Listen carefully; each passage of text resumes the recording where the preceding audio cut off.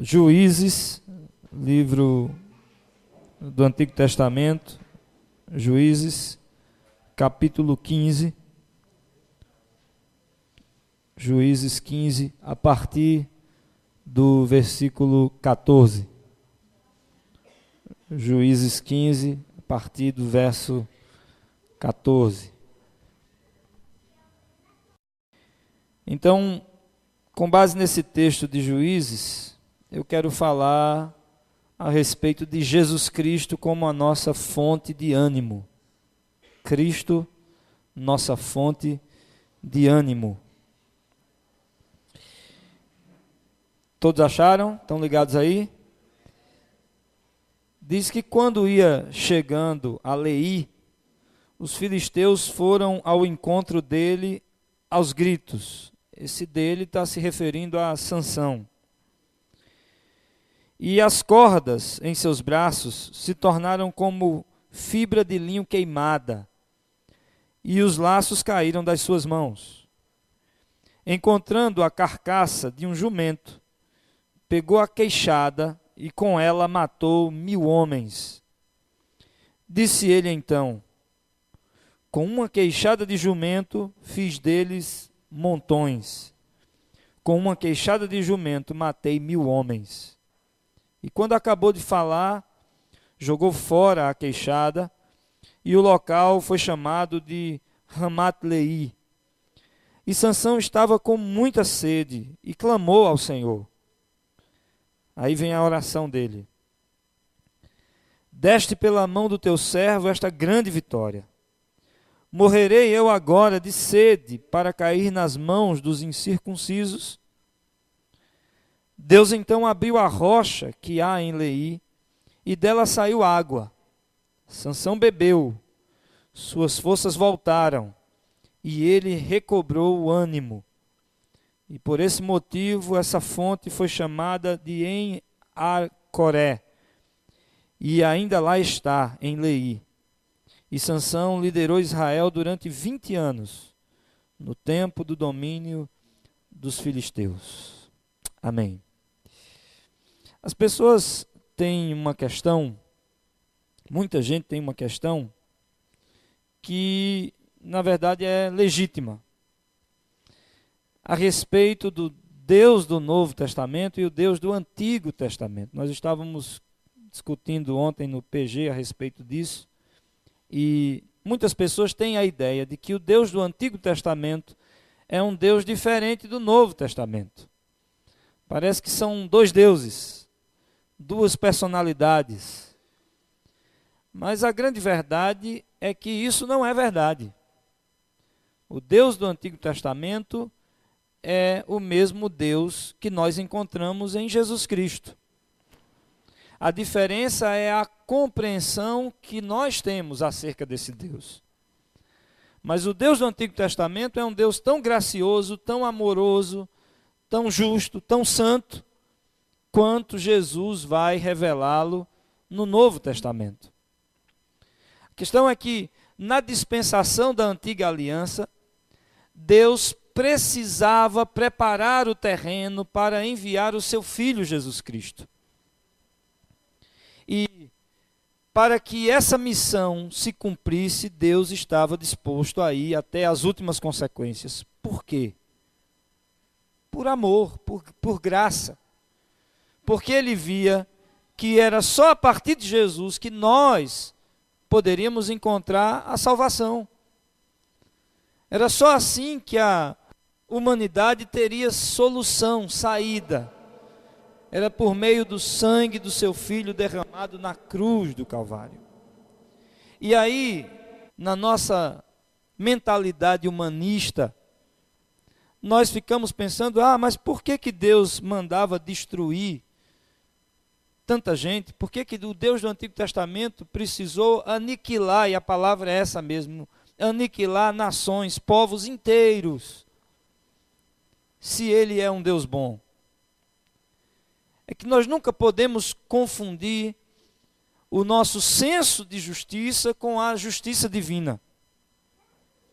Porque a minha justiça diante da justiça divina não significa absolutamente nada, é trapo de imundícia. O meu julgamento é um julgamento parcial das coisas. Deus não, todo julgamento que ele faz é um julgamento perfeito, reto. E nós não fazemos ideia do grau de iniquidade, de maldade que essas nações às quais Deus mandou destruir eram capazes de chegar. A que extremos de maldade. E aqui nós temos essa figura, que é uma figura quase que mitológica, por todo o arranjo da vida desse homem chamado Sansão, né? Muita gente acha, inclusive, que Sansão é fruto da imaginação popular, como muitas outras histórias da mitologia. Mas a grande verdade é que Sansão foi um personagem bíblico, carregado de falhas, de defeitos. Sansão, a maior derrota da vida de Sansão foi o seu próprio coração. Ele trocou a vontade de Deus, o caminho que Deus ofereceu para ele, pelo amor das mulheres. Sansão era um cara que se perdia pelas mulheres.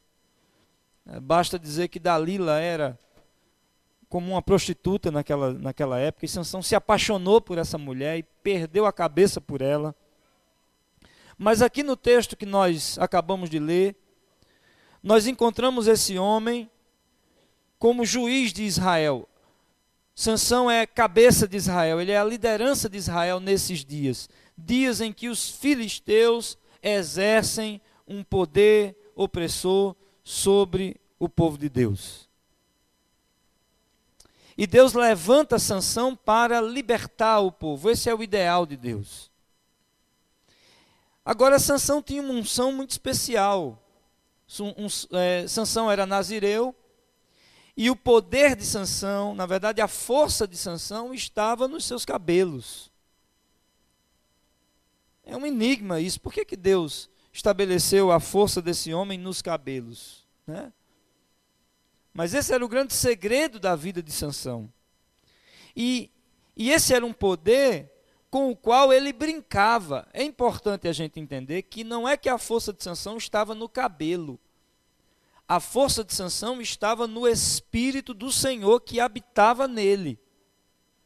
Mas o pacto que ele tinha com Deus é de que a presença do Espírito Santo estaria sobre ele enquanto ele estivesse fiel ao seu voto de nunca cortar ou passar navalha sobre o seu cabelo.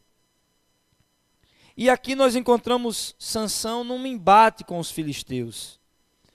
Ele é um líder absolutamente irresponsável, a verdade é essa. Ele provoca os filisteus por brincadeira, por chacota.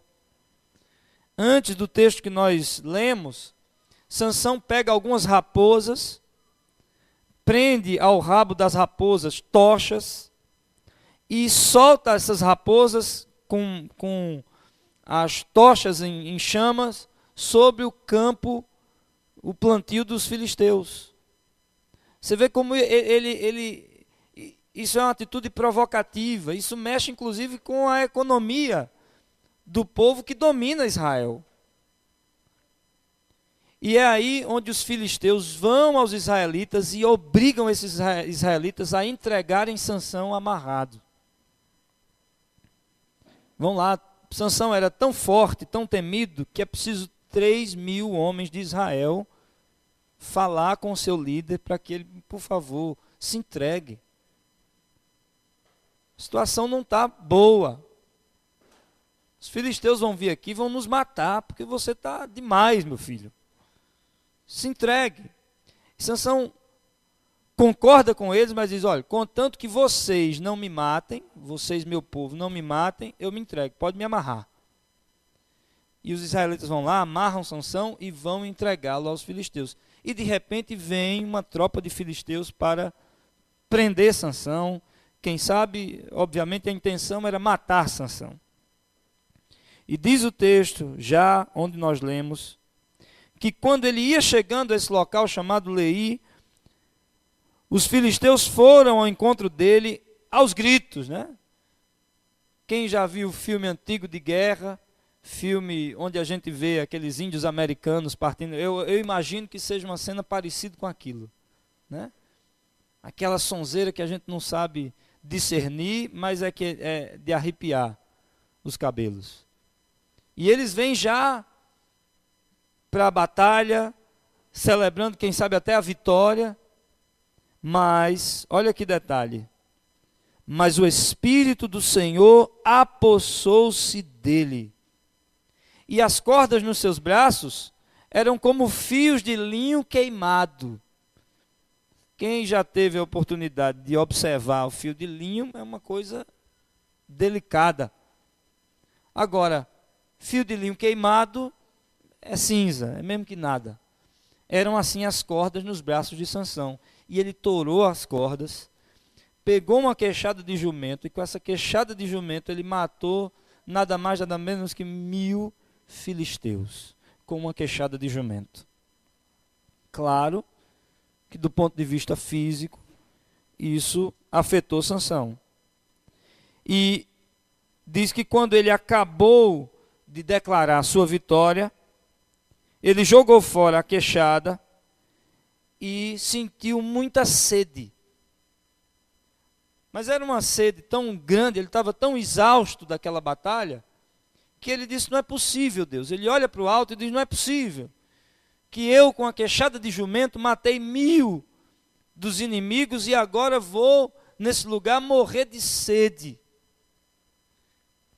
E sabe de uma coisa? Isso, num sentido espiritual, é uma realidade muito clara a respeito da minha vida e da sua vida. Porque muitas vezes nós estamos enfrentando batalhas, enfrentando lutas, atravessando os nossos desafios, os nossos desertos. E parece que quando a gente conseguiu vencer uma etapa da batalha, de repente outro problema se levanta, é outra dificuldade, e a gente acha que não vai mais conseguir transpor aquele problema. Parece que quando a gente está prestes a celebrar a vitória, alguma coisa acontece para se levantar novamente, é mais uma barreira, é mais um problema, é uma dificuldade maior. E a gente olha para Deus e diz, Deus, como é que pode eu ter chegado até aqui e a partir daqui eu não tenho mais força, Senhor? As forças que eu tinha só davam para chegar onde eu cheguei. Daqui para frente eu não tenho mais o que fazer. E sabe, muitas vezes,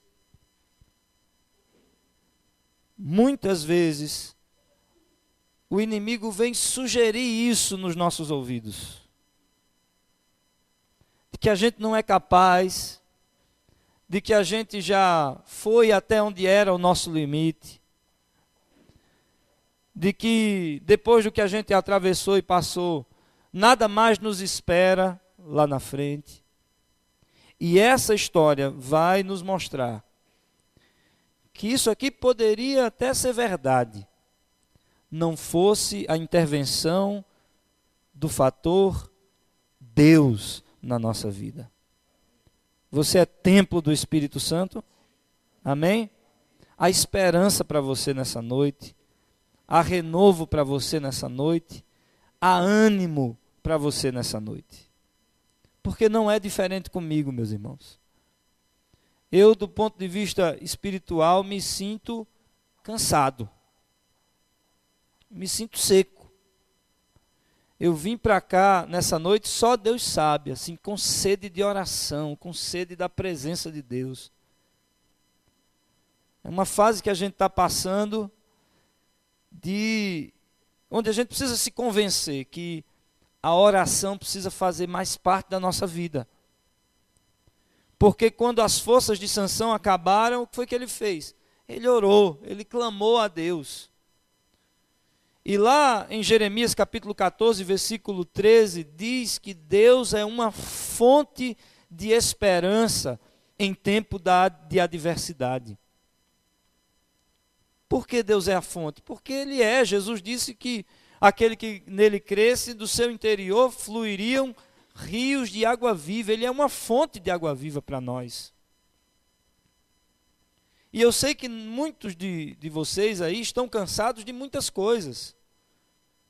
É um problema familiar, eu não tenho mais nem paciência para estar querendo falar a respeito desse todo processo político que tem passado pelo Brasil, né? Todos esses movimentos contra a igreja evangélica, toda essa crise que a própria igreja está vivendo, é um escândalo após outro.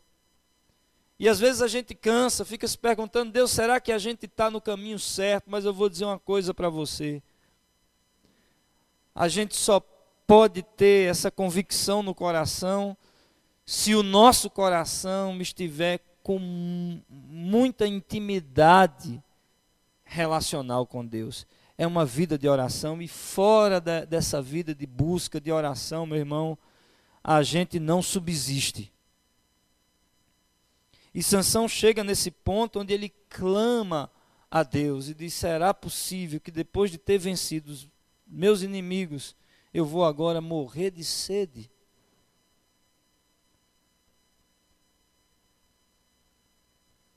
Talvez você olhe para os desafios que estão à sua frente. É um objetivo que você tem, é uma dificuldade para superar, é um desafio, não sei. Eu sei dos meus. Eu olho para o meu futuro e vejo, Senhor, há um gigante que precisa ser derrotado. Mas é nessa hora que o Espírito Santo vem nos lembrar que nós não podemos fazer nada, meu irmão, sem uma vida satisfatória de oração, de busca. Porque a nossa vitória, ela está em Jesus de Nazaré. Você sabia disso? Você tem certeza disso? Porque Jesus é essa fonte de ânimo que nós precisamos para continuar lutando, para continuar caminhando, para continuar sonhando, crendo e vendo Deus prover a nossa vida de milagre. Não é isso que a palavra diz? O justo não vai viver da religião.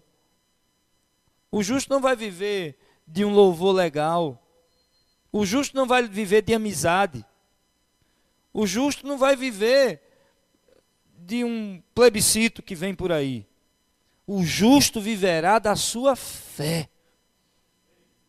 Desde menino, e aí quem é mais velho do que eu sabe, que o Brasil passa por crise, por altos e baixos. Mas eu nunca vi um homem de fé sucumbir diante das crises, diante das ameaças do mundo.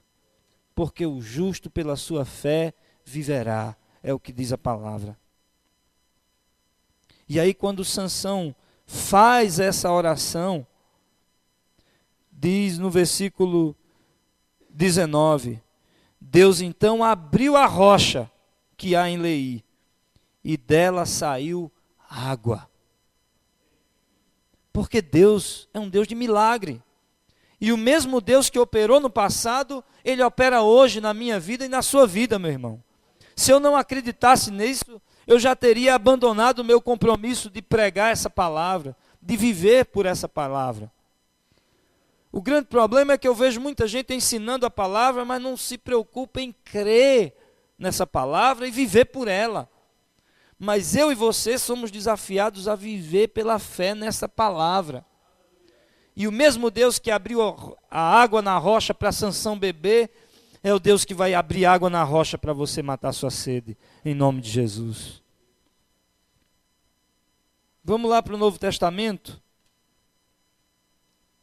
Mateus capítulo 2, e eu quero rapidamente pincelar aqui 3 histórias. Desculpe, Mateus capítulo 9, versículo 2. Lá em Mateus 9, 2, nós temos a história de um paralítico que é trazido a Jesus por seus amigos. E Jesus, no verso 2, dá uma palavra para esse homem. Diz que alguns homens trouxeram-lhe um paralítico deitado em sua maca. E vendo a fé que eles tinham, Jesus disse ao paralítico, o que é que Jesus diz? Tenha bom ânimo, filho, os seus pecados estão perdoados. Quer dizer, nós temos livre acesso a esse Deus. Nós não precisamos viver constrangidos de clamar, de pedir, de nos relacionarmos com Ele. Há umas semanas atrás eu estava dizendo aqui que o grande pré-requisito para a gente ter uma vida cheia do Espírito Santo é ter o coração lavado pelo sangue de Jesus e crer que esse batismo está disponível para nós. O que é esse batismo? É a fonte de água viva fluindo do nosso interior, meu irmão. Então, em primeiro lugar, tenha ânimo, porque os seus pecados foram perdoados. Por mais que o inimigo queira olhar para mim, olhar para você, e dizer que nós não podemos, e dizer que nós não merecemos, porque esse é o argumento que ele usa, que com os outros pode ser diferente, mas com você não. Lembre-se que por Cristo os seus pecados já foram perdoados, foram pagos. E você tem essa liberdade, tem essa ousadia. Diga-se de passagem que Sansão aqui estava brincando com o pecado. E eu não aconselho ninguém a brincar com o pecado, não. Porque Sansão teve um fim trágico. Não pela vontade de Deus, mas por fruto das suas próprias escolhas. Mas o fato é que toda vez que o inimigo quiser sugerir no seu ouvido de que você não pode, você não vai, que você não tem capacidade de ser instrumento nas mãos de Deus para abençoar essa geração, lembre-se do que Jesus disse. Tenha ânimo, meu filho. Tenha ânimo, André. Tenha ânimo, Bruno. Tenha ânimo, Carla. Porque os teus pecados foram perdoados. Amém? Segundo lugar, ainda um pouquinho mais adiante, Mateus 9, verso 22, a partir do 18, vai falar de uma mulher que tinha um problema de saúde terrível. Há 12 anos, ela sangrava, ela tinha uma hemorragia. Por isso ela é conhecida como a mulher do fluxo de sangue. E era algo incessante, ela já tinha gasto todos os seus bens com médicos e ninguém conseguia resolver o problema dela. Mas aí, no verso 22, diz que voltando-se, Jesus a viu e disse, o quê? Ânimo, filha, a sua fé a curou. E desde aquele instante, a mulher ficou curada. Algumas pessoas enfrentam problemas físicos, é verdade. Agora, no final do culto, nós vamos orar pela mãe de Walter, né, que está com um problema gravíssimo de saúde. Rafa está super angustiada. Enfim, nós vamos orar pela vida dela, é um problema físico. Jesus tem poder para curar. Mas há muita gente aqui também com problema na alma. Tem gente que, por natureza, vive desanimado, tem uma visão pequena. É extremamente tímido em relação à sua fé, em relação aos seus sonhos. E Jesus tem cura também para isso. E eu acho lindo quando ele diz tenha ânimo. Quer dizer, tenha esperança. Se projete, meu filho, minha filha, para frente. E veja que ela foi curada pela fé que ela teve, gente. Tudo é uma questão de entrega, de você colocar o coração nas mãos do Senhor e dizer, poxa, se o Senhor está concordando com isso, se isso é do agrado de Deus, eu vou em frente, custe o que custar. Mas ainda no Evangelho de Marcos, lá no capítulo 10, a partir do versículo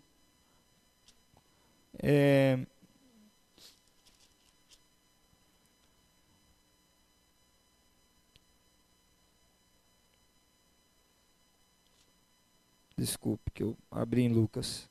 Marcos 10, lá pelo versículo 40 em diante.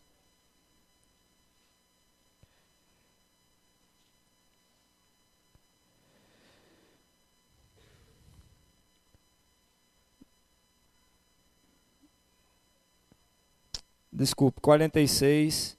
Diz que Jesus chega a Jericó. E lá em Jericó tem um homem cego de nascença e ele vai clamar a Jesus. As pessoas ali em volta, o que é que fazem? Shhh, cala a boca, rapaz, fica na tua. Diz que quando ouviu que era Jesus de Nazaré, começou a gritar: Jesus, filho de Davi, tem misericórdia de mim. Verso 48. Muitos o repreendiam para que ficasse quieto, mas ele gritava ainda mais: filho de Davi, tem misericórdia de mim. E Jesus parou e disse: chamem-no. Certamente os discípulos foram lá chamar Jesus, porque os discípulos eram assistentes de Jesus, eles estavam ali como cooperadores de Jesus no seu ministério. E conhecendo Jesus como eles conheciam, vê que palavra. E chamaram o cego, verso 49, e disseram: ânimo, levante-se, ele o está chamando.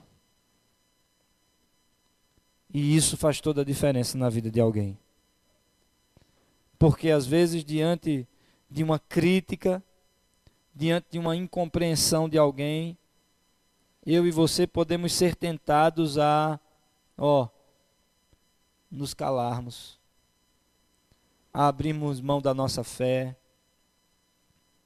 a escondermos que somos cristãos. Mas esses discípulos, como eles conheciam o coração de Jesus, o caráter de Jesus, eles foram praticamente a boca de Jesus na vida daquele homem. Clamava e a multidão: fica na tua, rapaz. O que Jesus vai querer com um cego? O que Jesus vai querer com um cara tão limitado como você? Cala a boca. E ele tanto mais clamava. E a palavra deles para aquele homem foi: ânimo, levante-se. Porque o mestre, ele o está chamando. E você pode ouvir isso nessa noite de Jesus para a sua vida? Eu vim aqui para receber essa palavra nessa noite, meu irmão. E que Jesus é aquele que nos diz: tenha ânimo, porque os nossos pecados estão perdoados, os seus pecados foram perdoados. Tenha ânimo, porque a sua fé te cura. Tenha ânimo, porque é Jesus quem está te chamando. Se levante, saia dessa posição e vá ao encontro dele. João, capítulo 16, para a gente concluir, verso 33. João 16, 33.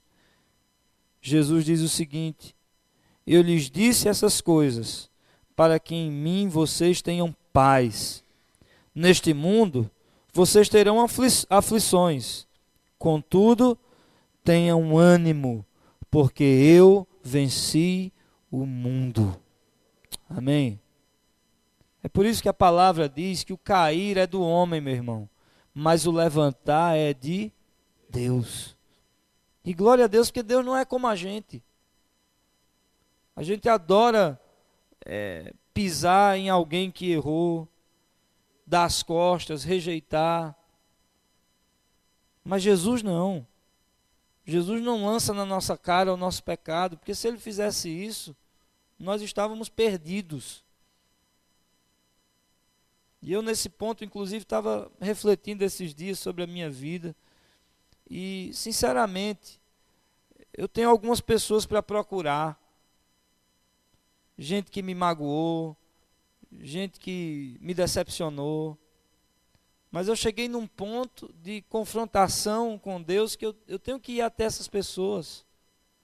Eu tenho que ir lá demonstrar o mesmo olhar que Jesus tinha para com o pecador, o mesmo coração compassivo, misericordioso que ele tinha. Esse é o nosso chamado. Porque fora disso não há paz na vida cristã. A não sei que você seja muito cínico, muito cara de pau, mas se você está em contato com Deus, ele vai te mostrar o que precisa ser feito. E aí, voltando para Sansão, quando Sansão tomou da água que Deus milagrosamente havia feito jorrar da rocha, diz que Sansão bebeu e suas forças voltaram, e ele recobrou o ânimo. Vamos repetir? E ele recobrou o ânimo. Agora, depois de quê? Depois que ele bebeu da fonte. E Jesus Cristo é essa fonte de água viva. Jesus Cristo é essa fonte de ânimo que nós precisamos para continuar em frente. Eu não vejo nenhum dos heróis da fé, nenhum dos grandes homens da Bíblia, terminando os seus dias como um fracassado, como um derrotado. Todos eles, quer tenham morrido como mártires, como o caso de Paulo, que diz a tradição cristã que ele foi cerrado ao meio. Quer tenha morrido como Pedro, que segundo a profecia do próprio Jesus, morreu velhinho, carregado pela mão como uma criança. Todos eles morreram com profunda consciência da grandeza que tinham na realidade do ponto de vista espiritual. Porque foram homens que até o fim viveram os sonhos de Deus para suas vidas. E com a gente, meu irmão, se a gente quer ir até o fim, eu sei que esse é o nosso desejo, senão nós não estaríamos aqui de cabeça erguida com o Senhor. Nós não podemos abrir mão da fonte de renovo, de restauração, de cura, de ânimo que Ele é. Jesus é literalmente essa fonte de água viva. Amém?